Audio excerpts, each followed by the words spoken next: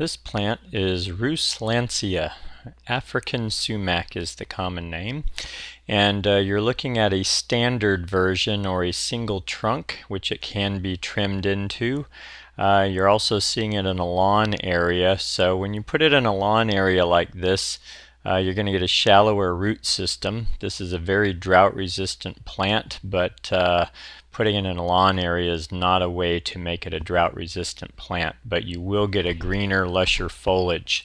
If you look here, this is in a very dry setting, and even the plant looks kind of dusty, but it's also a multi-trunk or shrub type of habit of growth, and that's one of the ways you can get this tree. This is a close-up of the foliage as well as some of the berries.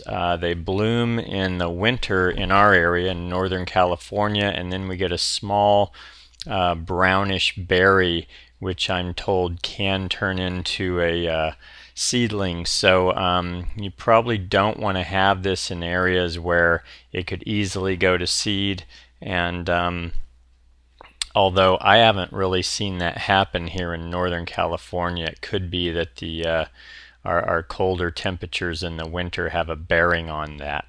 So what you're looking at here is a low branching setup. You see 2 or 3 here in a grouping, and the maintenance company has done a nice job pruning the lower branches out to clean them and give a nice open head. Even with that pruning, you get a nice full head on the plant, but the inside branching structure has been opened up, as have the lower 3 to 5 feet of the plant. And I really like this use of Rhus Lancea. It's a good look. This is in a small neighborhood park, and you can see here. So here's what I like about Rhus Lancea as a design element. It is an evergreen tree, but it's what we would consider small, medium small evergreen tree, and there are not a lot of these in Northern California in the inland valleys where it freezes during the winter. We don't usually get below 20 degrees. It's usually up around 30 degrees and high 20s as our low for the winter, and we get highs in the 90s and even into the hundreds during the summer. So we need a plant that can handle a lot of heat as well as some frost, and this one is not affected by the frost and can certainly tolerate the hot summers.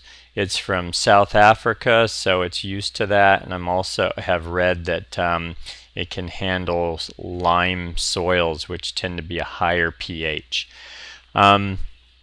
So as a design element, the size on this is 20 to 25 feet usually, tall and wide. That will get you within a few feet of what it typically does. You're looking at a plant that's about 15 to 18 feet wide and tall, and I find the width and the height are fairly similar on this plant most of the time.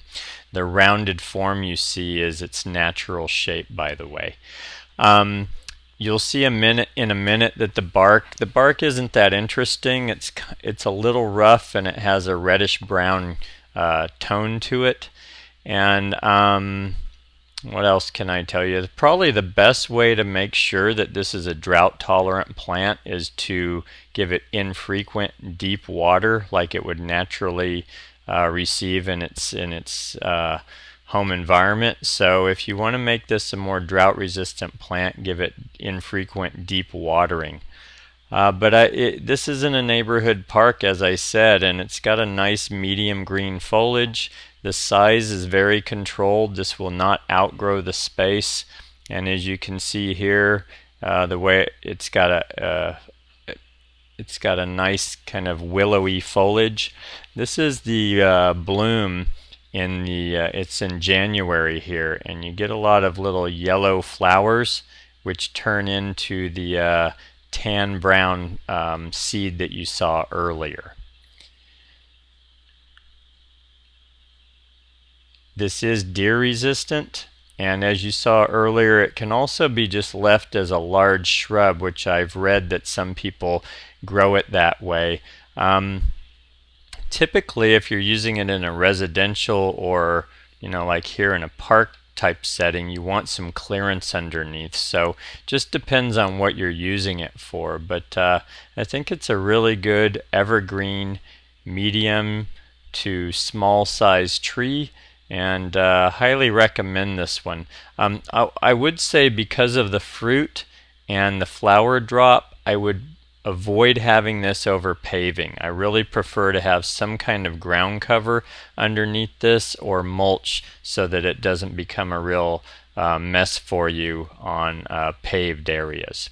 And that is Rhus Lancea, African sumac.